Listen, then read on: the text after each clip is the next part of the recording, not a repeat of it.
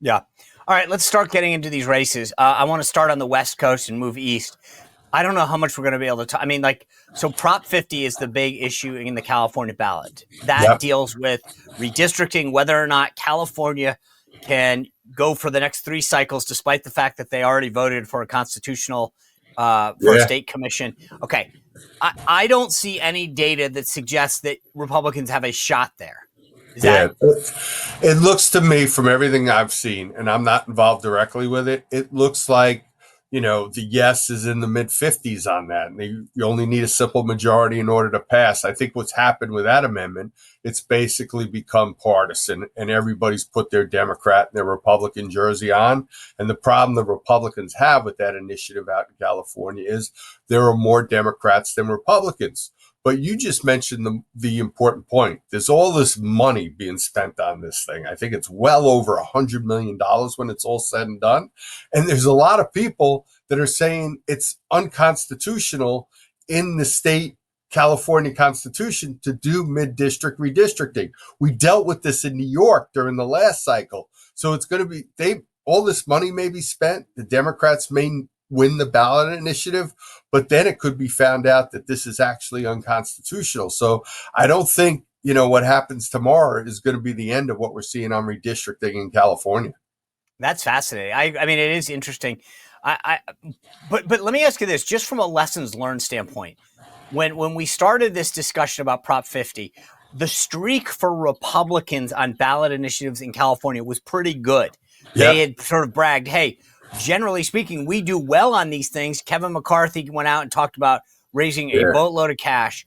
They obviously failed miserably at this effort. What is the lesson learned that we need to take out of what happened in California in terms of did they just come out too cocky? Did they frame this wrong? Did they overpromise and underdeliver? What is it that if you looked at how that effort went down, what went wrong? Look, it's a numbers game. And there's just a lot more Democrats than there are Republicans in California. And they're a state, they've been really, they've been inundated in terms of, immigration and whatnot. And then you've had a lot of the native Californians have actually left. They've gone to places like Texas and places like Arizona and whatnot. So you're getting few and few Republicans there. And as long as it becomes a partisan fight in a place like California, that's not a good fight for the Republicans to have because it's become so democratic. All right, guys, I hate to interrupt this conversation, but if you're loving the Sean Spicer Show, maybe you want something to snack on, join me in getting a great snack in masa chips. These things are unbelievable. No seed oils, just 3 ingredients. And I'm telling you, they've got a ton of great flavors. Original, blue, lime, habanero. Oh, it's amazing. Every one of them is great. You can dip them. They're amazing. Go to masachips.com/Sean, S-E-A-N, masachips.com/Sean. Use code word Sean, spelled the right way, S-E-A-N, to get 25% off. All right, back to this great conversation. And remember, if you're watching the Sean Spicer Show, the official chip, masachips.com/Sean, code word Sean. Let's move east. We're going to start south and move north.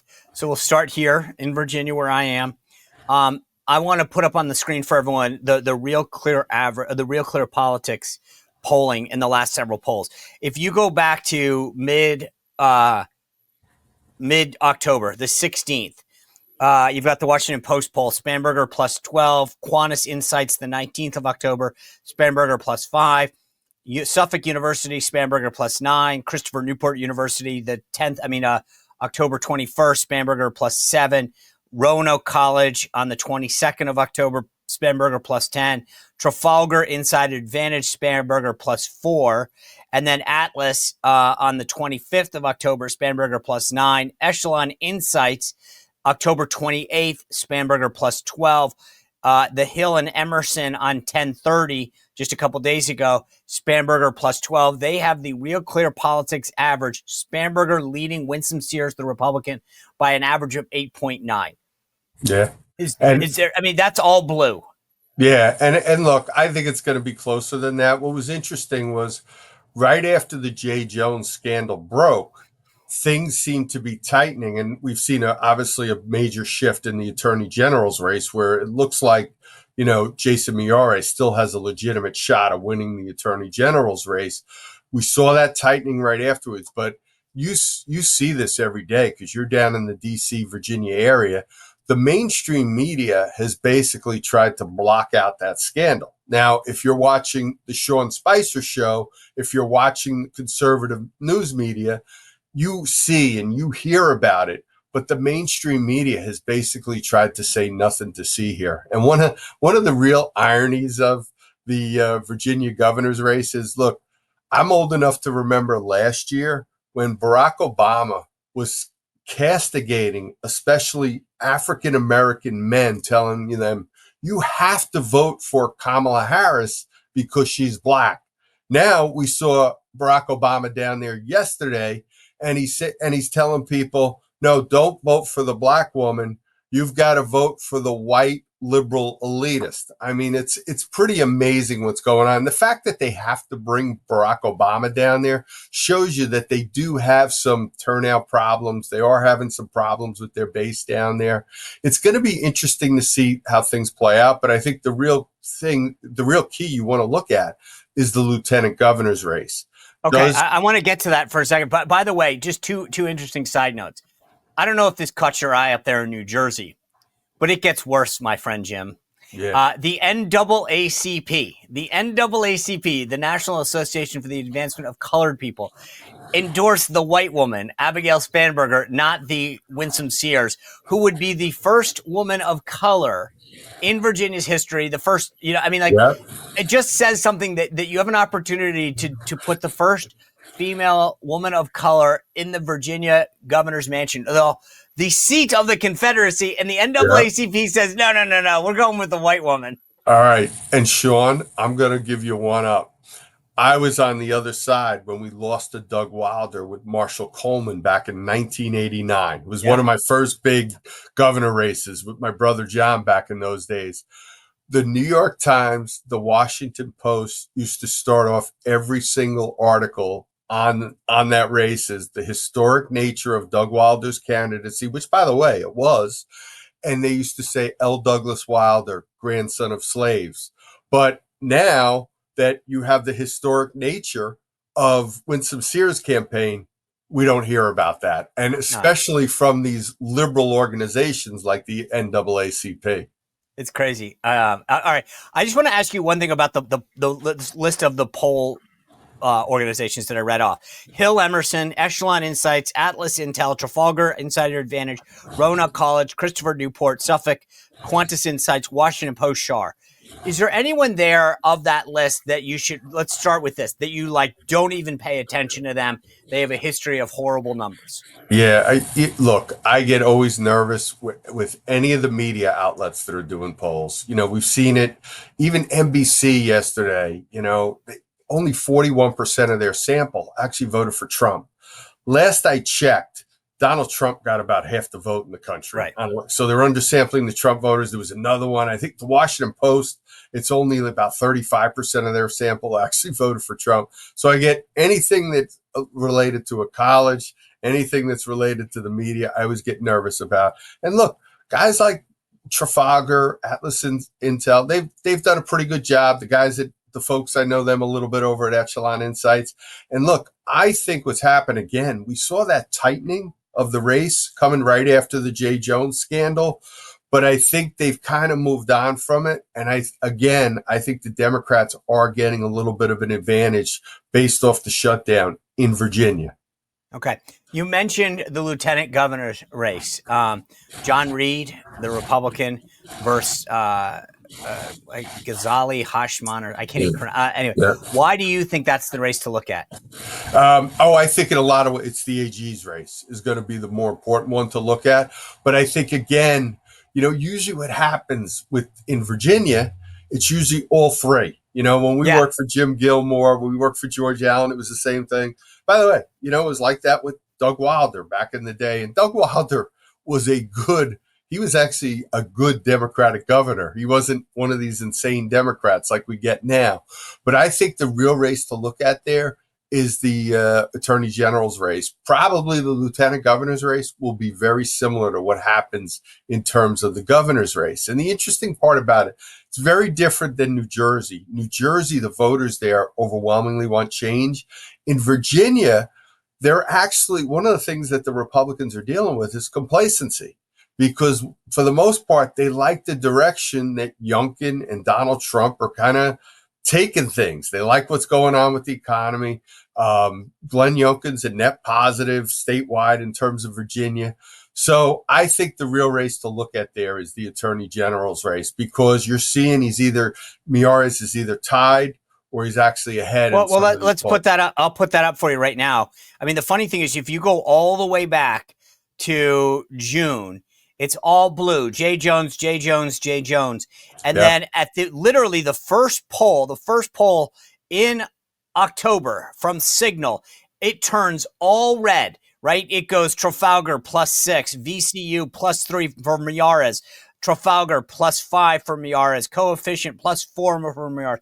It goes all Miyares except the last poll that just came out, that Hill Emerson. It's all red. Miyares. He turned the page with the Jay Jones scandal. Hill Emerson comes out over the weekend, 10:30 to 10:31, 880 likely voters, margin of error 3.2, and it has Jones suddenly up 2. No, I think Jason Miyares is going to still win that race. And that survey, I think they had Winsome Sears down by 12 in the governor's race. I think it looks a little bit too Democratic to me, as best as I can tell. And I remember, like, last cycle when they were doing some of the congressional races, like they said Mike Lawler was in a dead heat. Mike Lawler won by 6 points. There was another one they had by us where they said the other Republican, Allison Esposito versus Ryan in New York, they said that was a dead heat. Allison Esposito lost by double digits. So again, and you know what? I say this as a pollster now. I tell people, don't pay attention to the polls. Just go out and vote. Because I truly mean this. Sean, you and I lived this in 2016 when we were crazy enough to say Donald Trump could win back in 2016, because I had surveys in places like North Carolina where President Trump was up by 1. He was up by 1 in Wisconsin. We were tied in Pennsylvania. Literally tied. When I say we were tied, it was 46.4 to 46.4. So it's one of those things where forget the polls. Make sure you have a good closing message here at the end, and then you get your people out to vote. So I think Virginia's going to go like this. It's actually bottom to top, in my opinion. Miyares pulls it out, I think, by 3 to 4. I think the lieutenant governor's race there is literally the generic ballot, in my view, which is that, like, no one knows either candidate. Neither one has spent a ton of money. And then I think Winsome's got a shot. But it's like, I have a hard, like, they're just not, they've been swamped in the money. I hope to God she wins. Like, I mean, this is a big deal for those of us in Virginia, because they take that, they'll have the House of Delegates, the state Senate. But I actually think that there's a mold where the bottom 2 win and she doesn't pull it off. Yeah. And look, that is possible. That's what makes this interesting. It's like I said, usually it's a trifecta, either Democrat or Republican down in Virginia. And you know what the other interesting thing is, too, is, look, right now, these races that we're looking at, a place like New York, a place like New Jersey, when the Republicans not only have the presidency, but they control Congress, the Republicans shouldn't be in the game. And the Republicans are more than in the game here. And that's another interesting point, because usually what happens, the party that's out of power, that's who wins Virginia. That's who wins New Jersey. It's interesting. I wonder, I mean, the thing that blows my mind is that we've got a Republican incumbent governor in Virginia, in Glenn Youngkin. We've got the presidency, we've got the House and the Senate, and Winsome Sears got just 2 to 1 killed on money. And how much of that's the campaign versus national apathy? I don't know. Yeah, no, and it's a great point. And you know what? I always tell this about the Democrats. People like saying, oh, the DNC has no money and blah, blah, blah. The Democrats always find it for the campaigns. Because it's not the party. They got the outside groups. And so that's where the mistake is that we run everything through the party. They got all these lefty Soros-backed groups. And it's not an equal, it's like looking at 2 different leagues. Yep. And look, to their credit, they figured it out early on. They started spending money in both these races well into the summer because they knew that they had problems. They know the National Democratic brand is in the toilet and whatnot, and they don't take anything for granted. And they literally go out and try to buy these elections. You know, people would say to me over the years, how can the Democrats put people like Chuck Schumer and Nancy Pelosi in charge? I say, because they are unbelievable fundraisers. That's why they're in charge. And that's why the Democrats always get the loyalty that they get out of them, because I'm sure Chuck Schumer behind closed doors, and it's one of the reasons we still have the shutdown going on. He's trying to keep all these other Democrats in line. All right, let's move to your state. We'll move up a little north here to New Jersey. Jack Ciattarelli lost to the current incumbent governor last time by 3 points. President Trump kept New Jersey within 6 in the presidential race.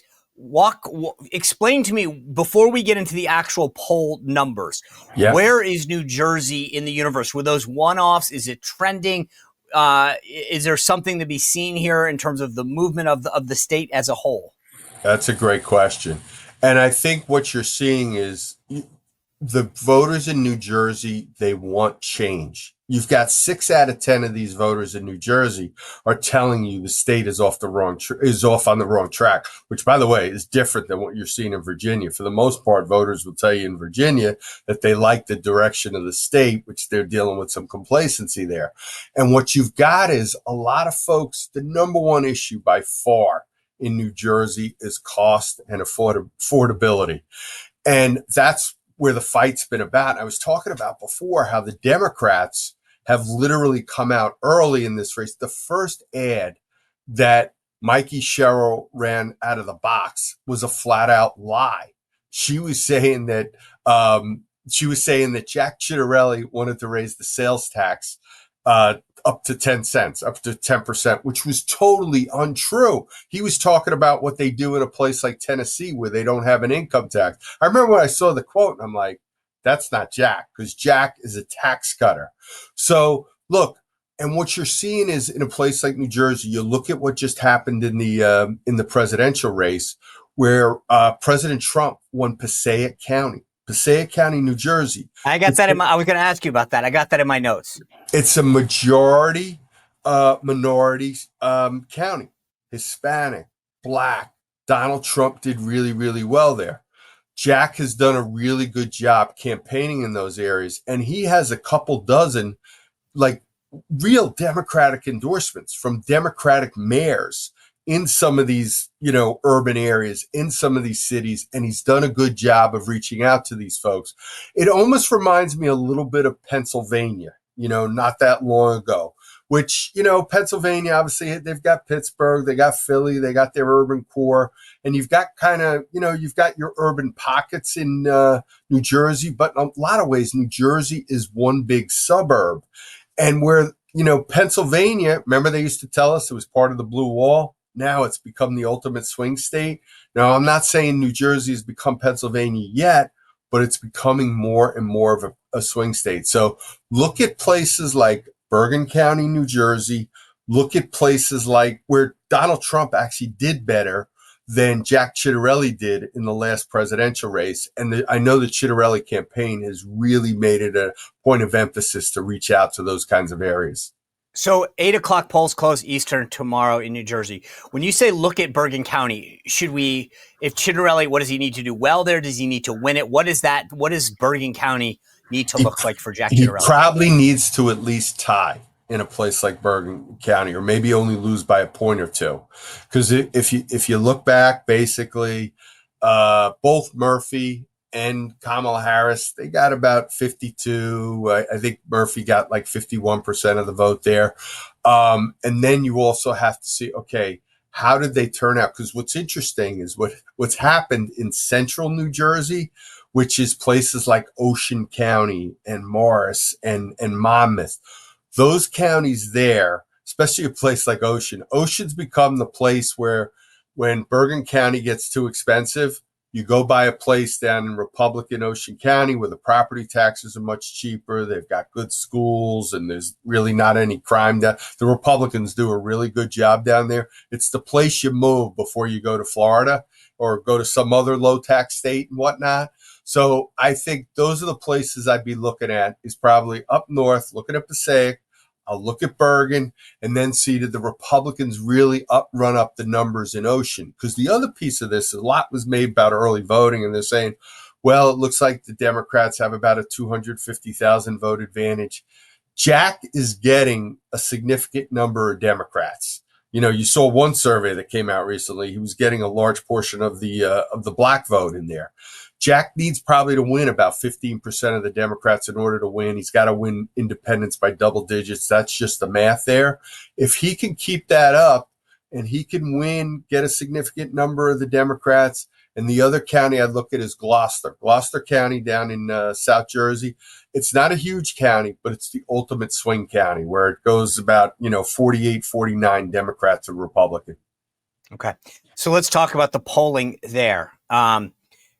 Since the middle of October, Trafalgar had Mikey Sherrill, the Democrat, up 1. Coefficient, 23rd of October, had Sherrill up 1. Quantus Insights, Sherrill up 3. Quinnipiac, Sherrill up 7 on the 23rd. Suffolk has her up +4 on the 26th. The Hill and Emerson on the 25th to the 28th had her up 2. Fox News had Mikey Sherrill up 7 on the 24th.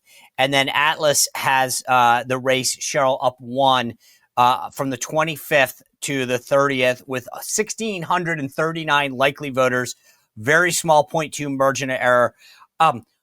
Where is it? I mean, the one thing that's interesting is the last couple show it tightening, but never does Jack Ciattarelli get in the lead.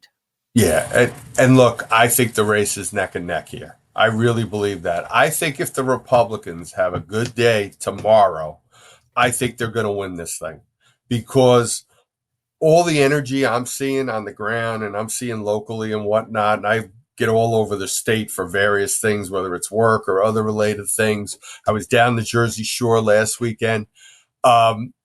You don't see a lot of Mikey Sherrill stuff. Like I was in Hoboken, New Jersey, which is a Democratic bastion. It's a place where Donald Trump lost to Kamala Harris 75-25. It's like a microcosm, almost a little bit of New York City in a place like Hoboken. And look, are there more Mikey Sherrill signs there? Yes. But there's a lot of Jack Ciattarelli signs there. And the Ciattarelli campaign has been those. And that's how you win. Instead of only getting 25% of the vote in a place like Hoboken, New Jersey, you get 30, you get 33% of the vote. And I think he's making those kinds of inroads. And I think, look, they've timed it perfectly. They're doing a teletown hall tonight with President Trump. It looks like in places like Ocean and Monmouth, they had really good turnout numbers. And I think literally if Jack Ciattarelli wins election day, he's going to win that election. Yeah.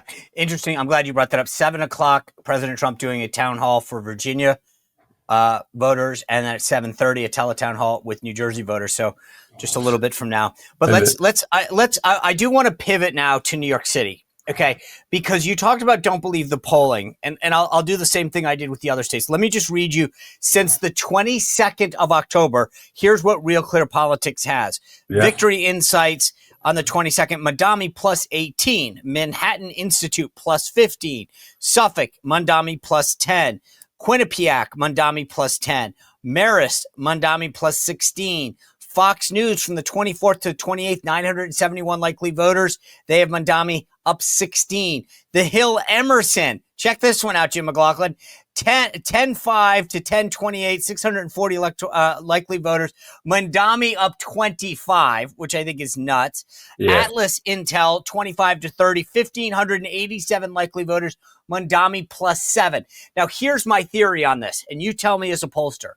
I have said every morning on the morning meeting, you cannot poll this race legitimately because no one's wearing the right jersey right now. If you are a traditional Democrat, the guy on your line is a communist terrorist sympathizing dude named Zohran Mandami. If you're a traditional Democrat, the guy you're voting for is a scandal-plagued New York institution dude on an independent line. And then if you're a Republican, like a lot of the guys that I know from high school and college are texting me, dude, I never thought I'd vote for a Democrat, but I am. And like, so Yeah. you can't. So tell me just first and foremost, do you believe any of the polling?